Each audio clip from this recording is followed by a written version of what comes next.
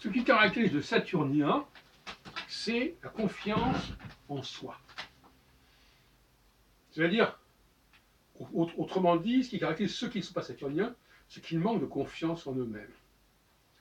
Et qui ne vont pas trop loin, ils ne prennent pas trop de risques, ils ne se lancent pas dans des expéditions exigeant beaucoup d'assurance personnelle. Et par conséquent, comme on dit, qui ne risque rien n'a rien. Celui qui ne prend pas de risque, eh bien, il va piétiner, il va stagner. Donc le saturnien, c'est quelqu'un qui donne des signes comme ça d'assurance.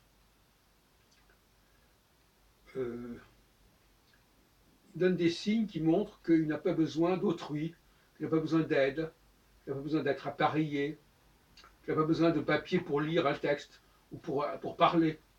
Il n'a pas besoin, dans un autobus ou dans un métro, de se tenir à la barre, il se tient tout seul. Sexuellement, il s'en sort très bien, généralement, etc. etc. Donc le saturnien, c'est quelqu'un de très solide,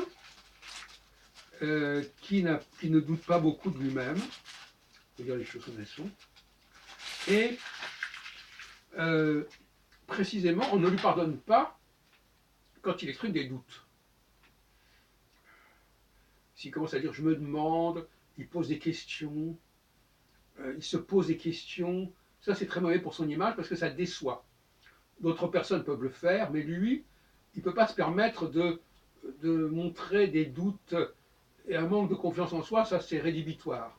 Parce que c'est une qualité qu'on lui accorde et qui est privilégiée. Et donc par conséquent, si cette qualité n'est pas assurée, n'est pas confirmée, ça ne fonctionne plus, ça ne va plus. Inversement, le jupitérien, lui, il mange un peu à tous les râteliers.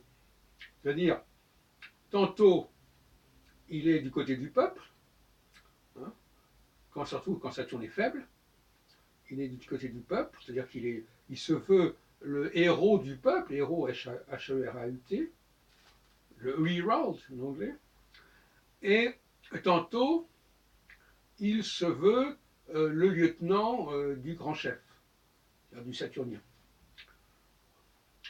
Alors, dans les deux cas, Jupiter, finalement, il n'est pas très assuré. C'est assez caractéristique d'un personnage comme Édouard Philippe. Il n'y a pas beaucoup d'assises, dont son assise est... bon, etc. Mais enfin, on peut aussi parler de Mélenchon, qui se veut le tribun du peuple, la plèbe.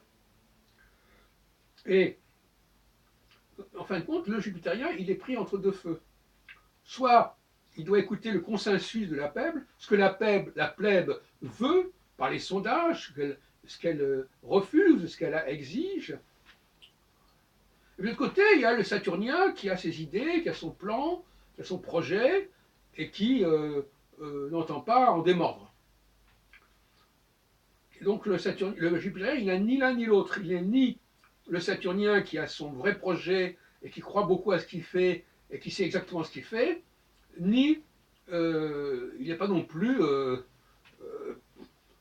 il ne fait pas partie de la plèbe, il ne fait pas partie du peuple, et donc par conséquent, il n'a pas forcément de troupes avec lui, etc. etc. Donc, quand il y a un alignement Saturne-Jupiter-Mars, enfin Saturne-Jupiter surtout parce que Mars est toujours plus ou moins aligné, puisqu'il a des cycles tellement rapides qu'il est aligné une fois sur deux, un mois sur deux, je veux dire, eh bien, tout marche, la société marche comme un seul homme, si vous voulez.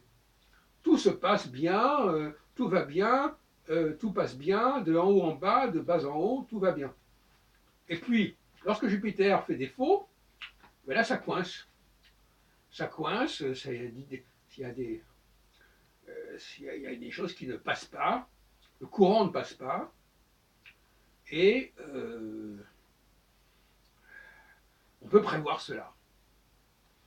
On peut prévoir cela, on peut dire, voilà, à telle époque, dans tant de temps, dans tant de mois, eh bien, il va y avoir des problèmes de communication, des problèmes de transmission, qui vont prendre telle et telle forme, selon la configuration planétaire, selon le type d'alignement ou de non-alignement qui se profile, et on va dire combien de temps ça va durer, etc., etc.